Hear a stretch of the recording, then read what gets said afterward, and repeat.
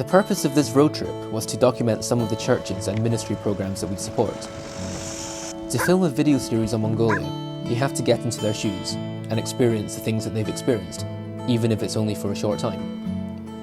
To understand the challenges here and to communicate that to people at home, you need to have gone through some of them yourself.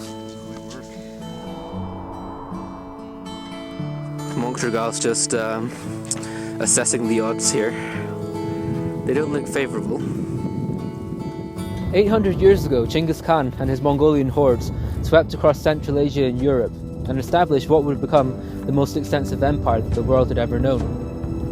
And it was here, on this plain below us, that Karakorum, the ancient capital of the Mongol Empire, was built.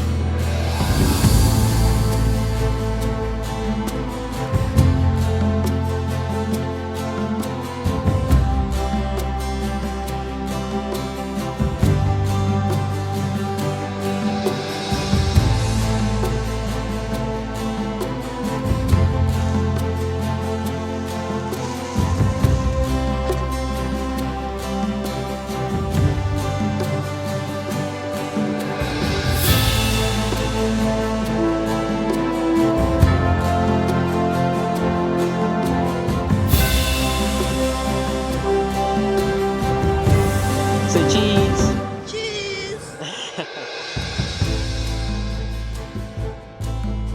When you're travelling for up to 19 hours a day and there are no roads or directions, you tend to pray more and to seek God more. Often, we would need to make a judgment on which pass would be the safest to cross, or where a river could be forded. And in those situations, you're forced to commit the outcome to God and to trust that He will see you through. But you're aware that your plans may all come to nothing, and you have to trust in that as well.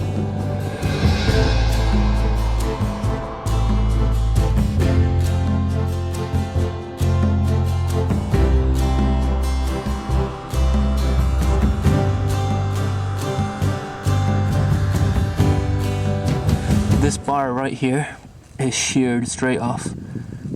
That should connect all the way across. We're desperately trying to fix it. It's very, very cold, but minus 20, something below minus 20, I think. As you can see behind me, we have a fire going.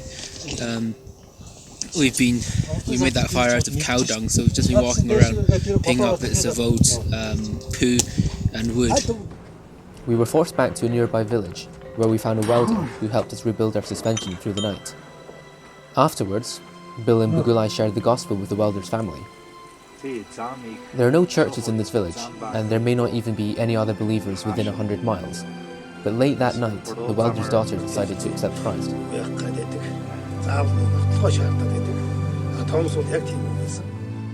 God had started the chain of events that led us here days before.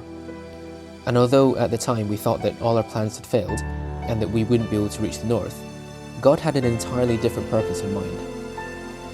What if the entire journey, the whole 14 days and all 5,000 kilometers, had really just been for that one girl?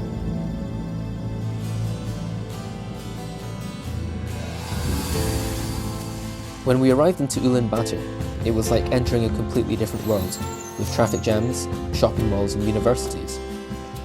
Instead of reaching herders and nomads, you're reaching university students, a growing middle class, and homeless people who live in tunnels and sewers.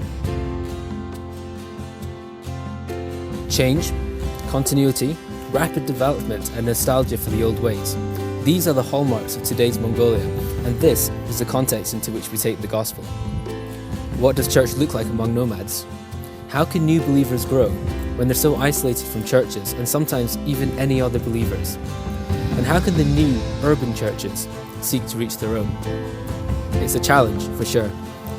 But Jesus said in Matthew, "On this rock I will build my church, not on physical bricks nor buildings, but on this confession, that you are the Christ, the Son of the living God."